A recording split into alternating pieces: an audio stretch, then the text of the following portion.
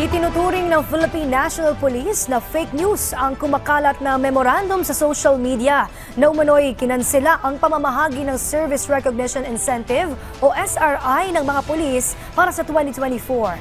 Ayon sa PNP, kasalukuyan pang pinoproseso ang SRI ng mga pulis upang ipamahagi ito agad sa mga kwalipikado nilang tauhan. Sa inilabas na pahayag ng PNP Public Information Office, magsisilbing gabay ang inaprubahan ni PNP Chief Police General Romel Francisco Marbil para sa maayos na pagpapalabas ng pondo.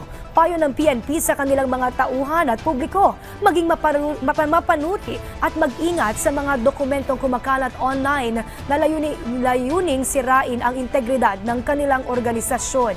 Kasunod ito, ipinag-utos ni Marbil ang malalimang investigasyon sa usaping ito upang matukoy at pananugutin ang sino pang nagpapakalat ng maling impormasyon.